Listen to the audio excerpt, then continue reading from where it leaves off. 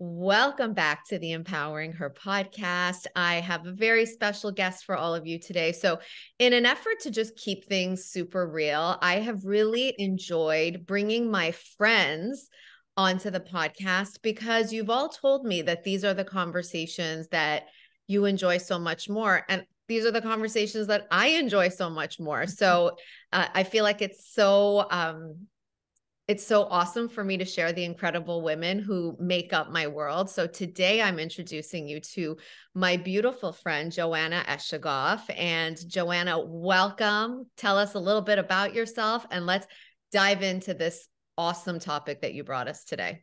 Well, first of all, thank you very much for having me, Melody. I'm so honored to be here. I'm very excited.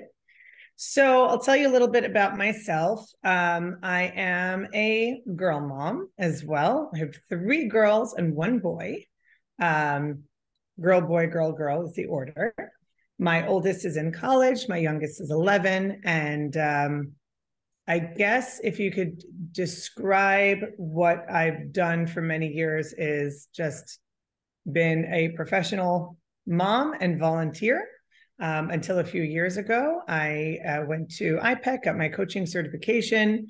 We'll add that was fully inspired by you, Mel.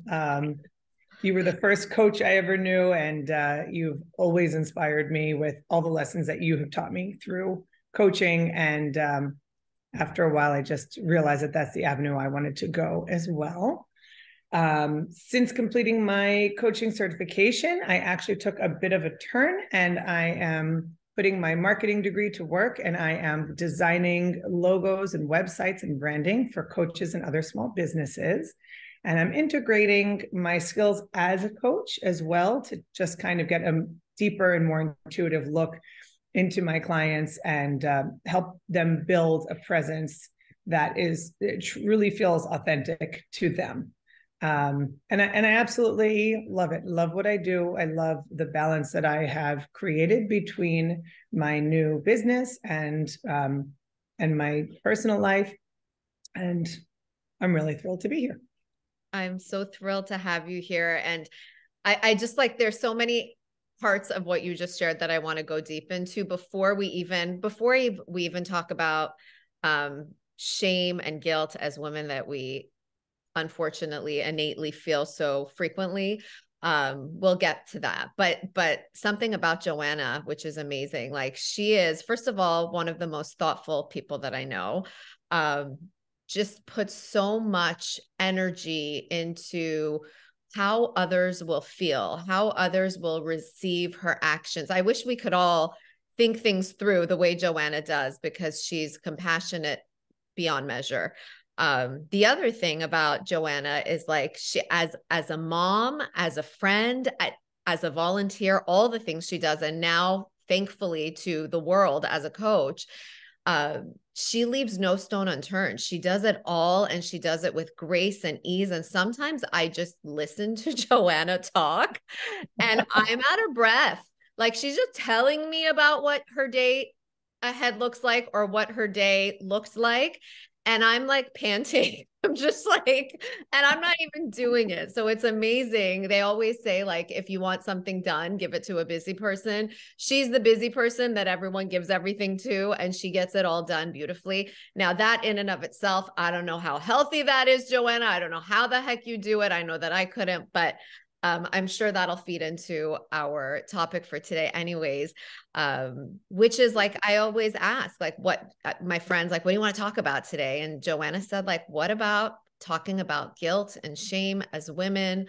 I wonder where it comes from. I wonder where that guilt and shame comes from that we feel. Because I have to tell you, we're a family of 3 girls and a boy, kind of like your family.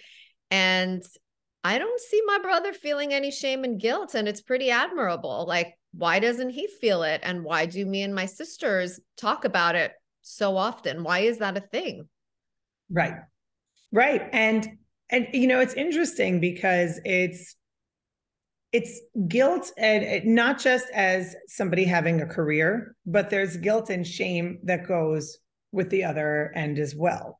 And that's what I found so fascinating. And that's really what prompted me, other than you, of course, and you being my role model, but becoming a coach. And why I chose to become a coach is that I remember, for years, I stopped working in the traditional sense when I had my second child, when I had my son. And I just remember, I had always kind of planned in my mind, this is the way it's going to be. I'll graduate school, I'll do this, I'll do that. And I always pictured myself as having a full-time career. Because think about it, when we were growing up, it was kind of like, oh yeah, of course I'm going to have a career when I'm older. That's what I'm going to college for. That's what I'm getting educated for. And then here I was, a full-time mom, which it's a lot of work. And then I had 2 more kids. So it's still a lot of work. And then I was president of the PTA for 4 years in one school. I rebuilt the playground. I was president of the PTA for another 3 years in another school. And it's been constant planning, working, sometimes to the point of exhaustion, getting sick. Yet, even with all of the work that I did for my family, for my home, for organizations in the community, when somebody would ask me, what do you do for a living? I wanted the ground to open up and fall in, because I was so ashamed and embarrassed of the fact that I didn't have a career, that I didn't have a profession, that I couldn't say that, oh, I'm a blank, or I do this. And I remember sometimes I'd say, oh, well, I'm a mom of 4. I'm president of this. Mom. Yeah.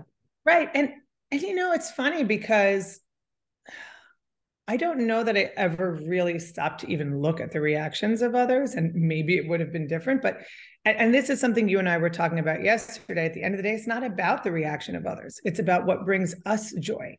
So what can we do as women to start living unapologetically, regardless of the choices that we make? And by the way, that's what I did. I'm not saying that, okay, I shouldn't have been ashamed because I was doing this, this, and this. It doesn't matter what I chose to do. I could have been a mom who, enjoyed, staying home more, going to lunches, playing tennis, playing cards with friends, socializing. There's nothing wrong with that.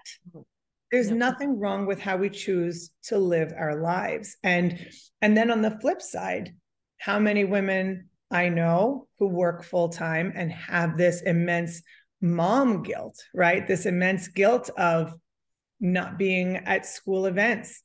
Why is it okay that the dads aren't at school events, but the moms need to feel shame for not being at school events? Absolutely.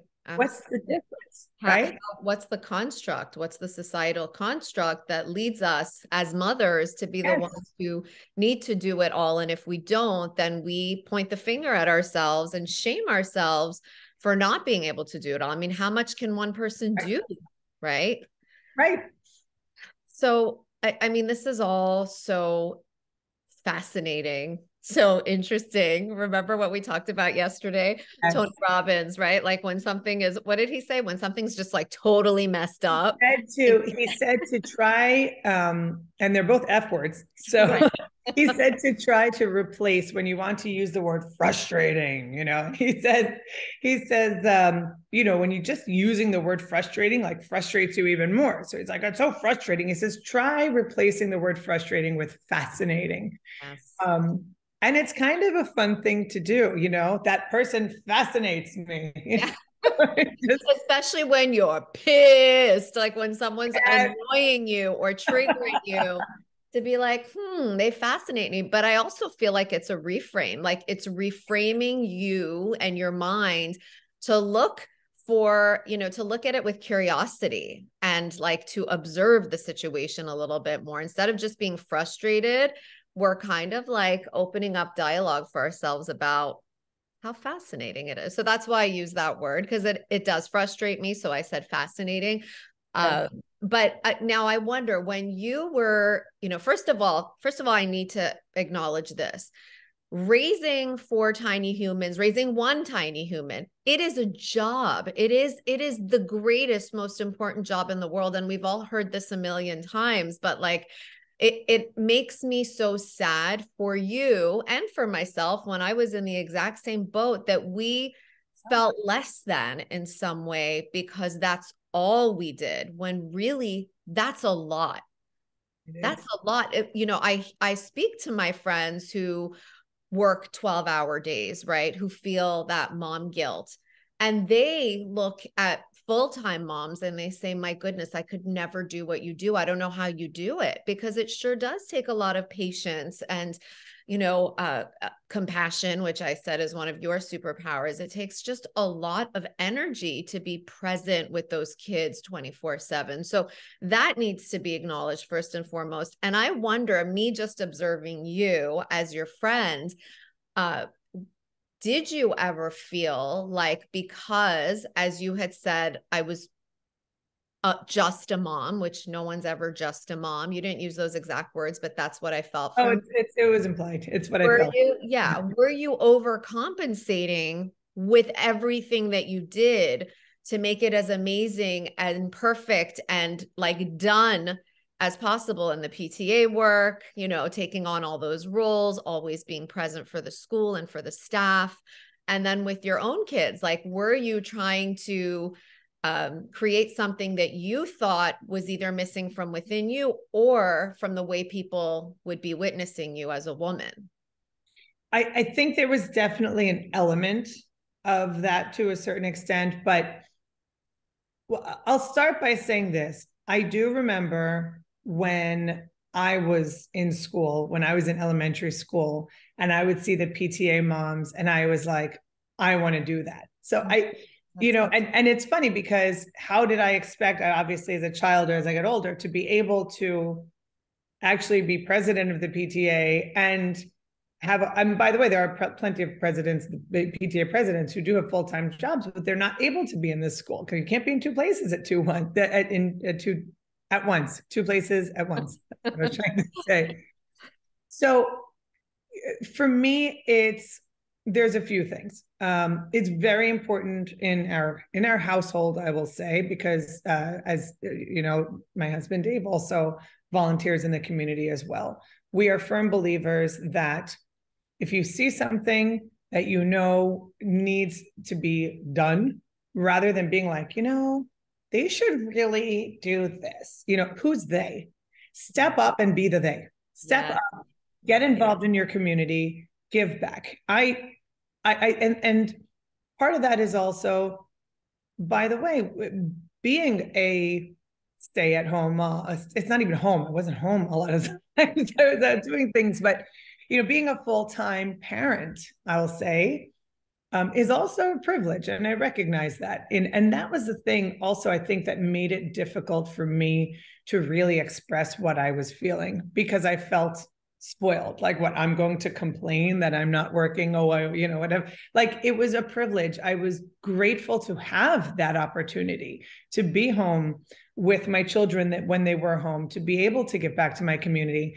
And I saw it sometimes as a duty, that because I don't have to work, it is my duty to give back to the community, for the people who do have to work, who are there.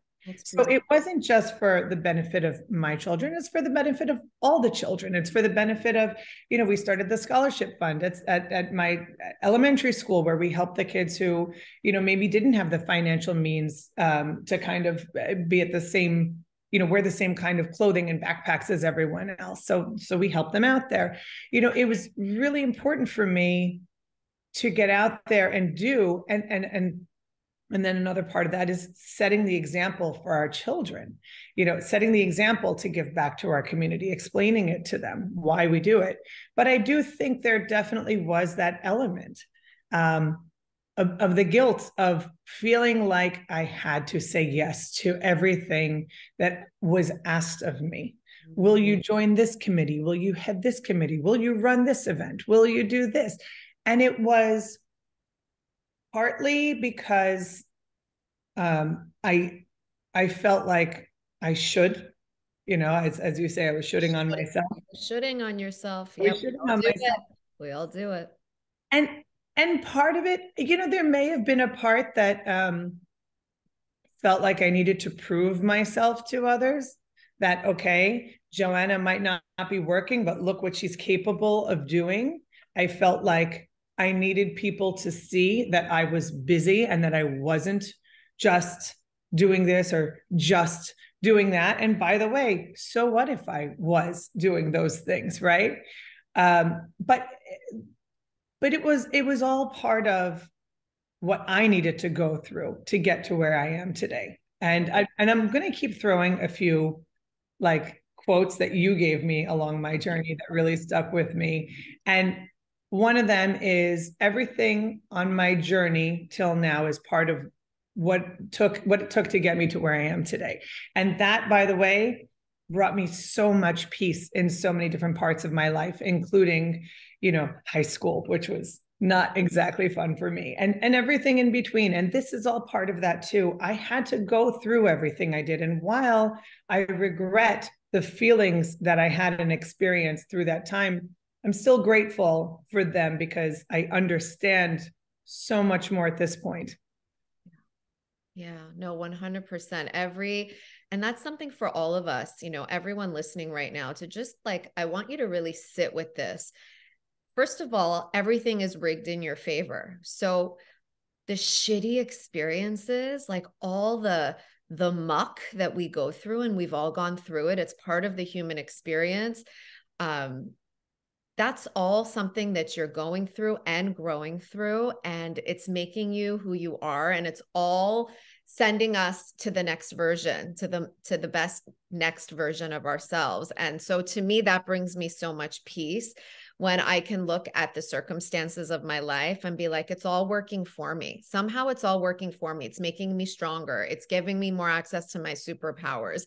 It just, like you said, it brings so much peace, doesn't it? Does. It really does. And something I want to point out, when we talk about guilt and shame, these are all very low vibration energies. These are words that are very low in vibration. It is our birthright to dwell in joy. There's such a high vibration to dwelling in joy and peace and passion and love. And yet, as women, so frequently, as humans, but so often as women, in the work that I've seen and the people that I've worked with anyways, we rob ourselves of that. We suck the joy out of the moments. And it's like, why?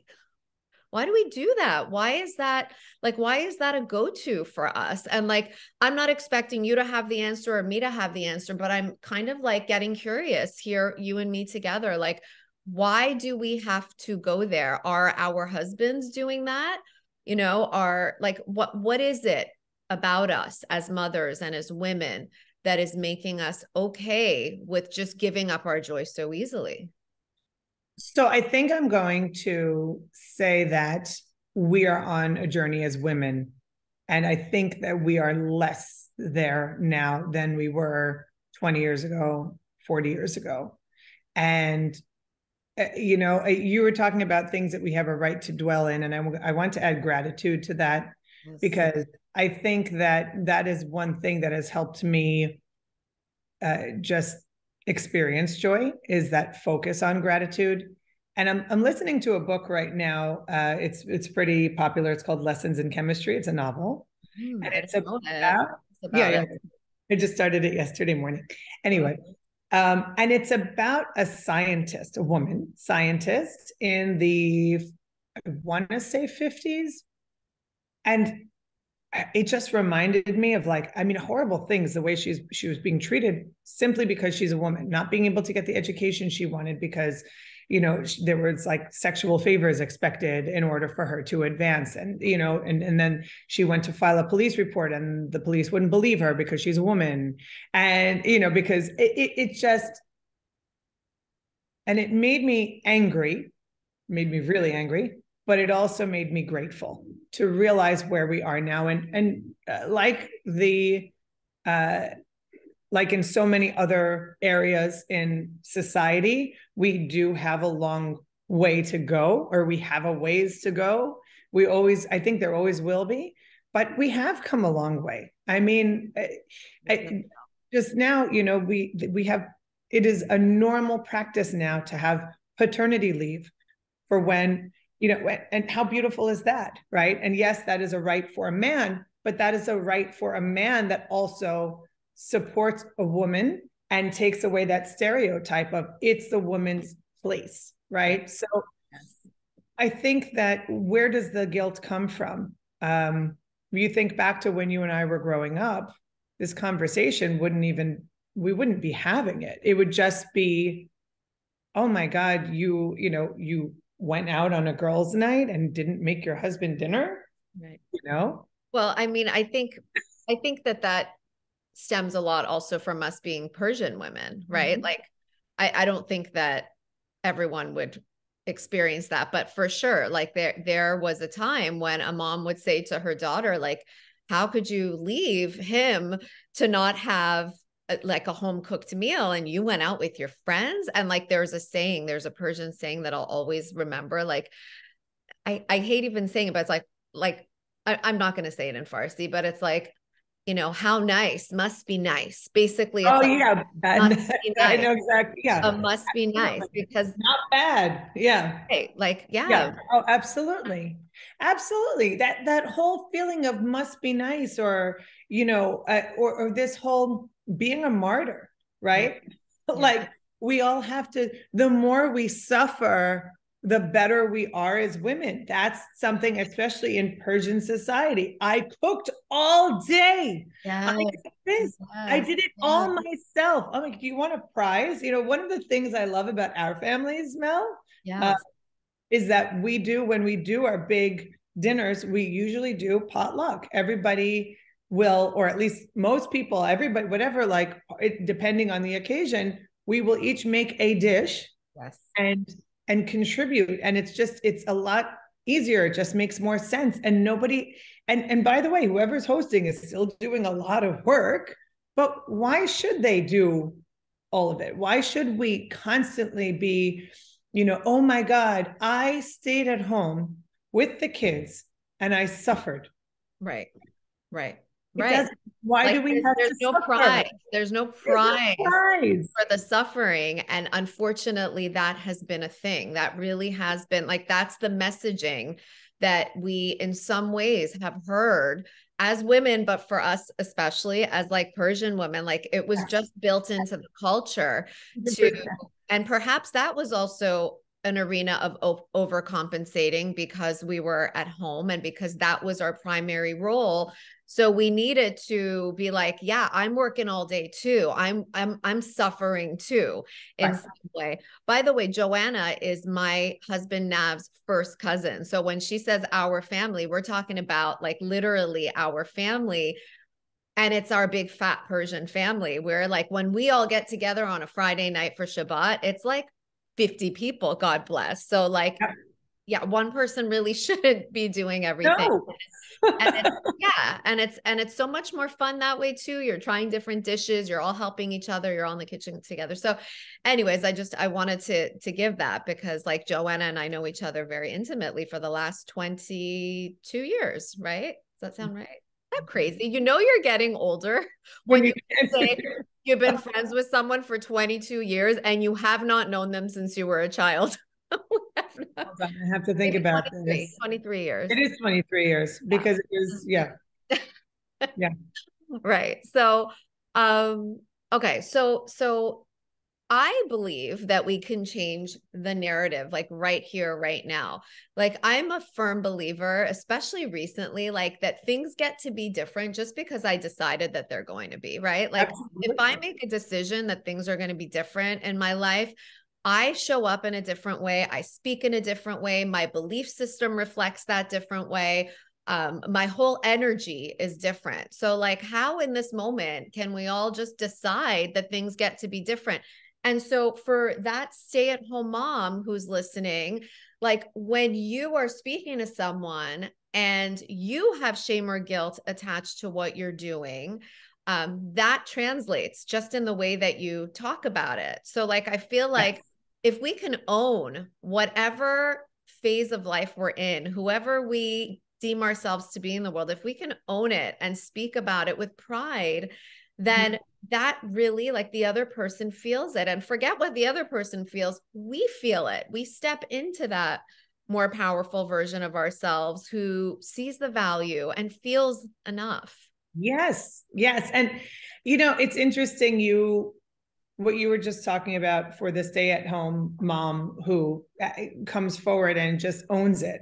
And it reminded me of a friend of mine, Eileen. So the first time I met Eileen on the beach, we were talking, and I remember, being hesitant and nervous about that question coming up, about being asked, what do I do? And somehow, as we're discussing, it came to light that she is a mother of 5, actually. And by the way, I just want to preface this by saying she came across as one of the most confident women I've ever met in my life. And I remember it came to light that this was her full-time gig, was just, I don't want to say just.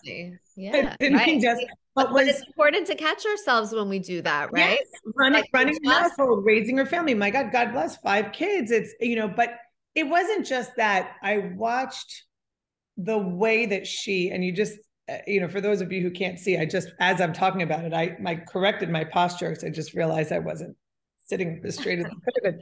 And, she had this confidence about her. And I said to myself, I need that. I need to learn from her. I need to be inspired by her. To just kind of, at the end of the day, it doesn't matter what you do. It's living in your confidence. Yeah. And does it come across differently to others? Yes, but it's not about the others. It's about you. I mean, how do you feel better? Do you feel better living in your confidence, or do you feel better kind of moping and feeling nervous and embarrassed about having to talk about what you do or what you don't do, for that matter, in your, as I used to look at it? Yeah. Yeah, no, 100%. You're so right. And we get to learn so much from the women around us. I love that you pointed that out, because that's just the truth. I was watching, have you seen White Lotus? Did you watch that show? I watched the first few episodes. I haven't been able to get past. It's certainly not for everyone.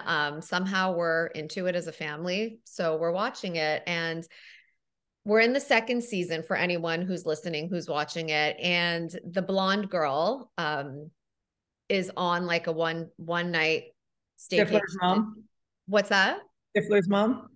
No, not Stifler's mom, but she's so hilarious. She's something. But no, the younger girl who they leave their husbands. They're in Sicily. They go to a place called Noto for the night, and then they're having just like a girl conversation. And she says in the conversation so comfortably, like talking about how girls are the worst. Like, girls are the worst. You tell them something, they break your confidence, they use it against you. And I was just like, I'm so tired of hearing this narrative. And that's the truth. It's not the right girls, but it's also like, once again, because we decide to, we get to change this narrative. Like get into the habit of finding characteristics in the women around you who you would also love to embody. Be inspired by the women around you. Develop trust with the women around you. Learn from the women around you. Compliment the women around you. That's how we get to change all the stupid shit that is said on television and media about girls and catty girls and women and backstabbing. Like, I don't want to hear it anymore. I'm so tired of hearing about it. Like, we get to choose a different way. And whatever you tune into is what your experience is going to be. So asking ourselves who we're surrounding ourselves by, and what are we hearing, like, on the regular. Right. And you just hit the nail on the head. It's what you tune into. Yeah. And I think that there are so many examples of that in our lives. How many times where, oh, the town I live in doesn't have any real people in it, or That's not true. Wherever you go, you can find your tribe, you can find your people. You just have to be attuned to it. You have to be open to it, and you have to put that part of yourself out there, and that will attract the right people. If you're putting the energy out there that either I feel less than, I am less than, or, you know, I'm not good enough, or, you know, girls are catty and bitchy and backstabbing and I don't trust anybody. Yeah, that's what you're going to find. Always. Right. Whereas if you put yourself out there and be open and vulnerable, yet powerful and forward, you know, you will attract the right people. Yeah. Yeah. You'll always find what you're looking for. That's the thing. Like, what are you looking for? You will always find evidence to support your beliefs. So, like you said, if you believe that you're never going to find other women who will have your back and who will be trustworthy and kind, that's exactly what you're going to find. So you get to decide. It's all about decisions and choices and taking the power back in our lives. That's what this is all about. That's the truest form of empowerment, is knowing that the power lives inside of us and not outsourcing our power, not giving it away like we sometimes do for free. So I feel that. So Joanna, this is a question I ask everyone who comes on the podcast, and I'm excited to hear your response. What would you say to your 8-year-old self? And the reason that I say that age, I always ask 8, 9, somewhere in that area, is because statistically a girl's self-confidence peaks at age 9. And which is just so, what are you talking about? Like, how is this real? So I want to ask us, like, before we hit that age, like, what were we thinking? And what would you say right now that could be of comfort and support to that girl? You know, I think I would just say, don't be afraid to let it out. Don't be afraid to let your, it sounds like a cliche, but your true self out. Don't hide the goofiness. Don't hide the zaniness. Don't save that just for certain people. Let it out, and the right people will come to you. Don't be afraid of being judged. And it's yes, I may have said it to my 8-year-old self, 9-year-old self, but God, I would have liked to tell that to myself every single year until the age of 19. Wow. I definitely needed it through that entire decade. So was the age of 19 when you kind of feel like you stepped into yourself? I started to, yeah. It's actually funny. I literally let my hair down. I used to wear my hair up, like half up. Like, that doesn't work right now, but I always wore it up in a clip. It looked exactly the same, with my curly frizzy hair at the time. And I remember one night, it was my sophomore year of college. All my friends were busy. There was nobody around. I was by myself, and I was like, I'm going to go to that bar. And I took my hair down and I never put it back up again. I walked into the bar. Oh my God. I love that. And I also feel very strongly that certain moments and people are placed in your life, exactly like we said, your life is happening for you. Mm-hmm. And I'll never forget that night. My good friend, I haven't seen her in a while, but my good friend Beth Goldman was sitting at the bar when I walked in. Mm-hmm. And I was so nervous, and she came to me, and God, I'll never forget what she did for me that night. She came and she said, "Did you see all those heads turn?" And this, and she's so funny and she's charismatic. And the two of us hit it off immediately. And thank goodness I walked in there without anybody else with me. We weren't close then, but once I was able to stop attaching myself to other people and I was able to step into myself, that's when magic started happening for me. When I stopped just latching on to people for security. That's it. That's really it. And like the Joanna that we know today, my goodness, like your message that you said you say to your 8 or 9-year-old self, it's so true. Like, don't be afraid to be funny and goofy. Like, that is, like, once again, one of your superpowers. That's one of the things that's magnetic about you. You're funny, and like, you don't feel like you need to be like everybody else. And it's really refreshing. Like, it was refreshing for me 23 years ago when we met. And I watch it be refreshing for everyone who comes into your orbit, because they're just like this girl has no airs about her. Like, what you get is what you see. She's funny, she's fun, she's real. She's real. That's what it is. Like, we need more. We're all real, right? We're all real, but so often we put on the masks and we try to show the parts of us that we think others will like. And this is a message for girls and women.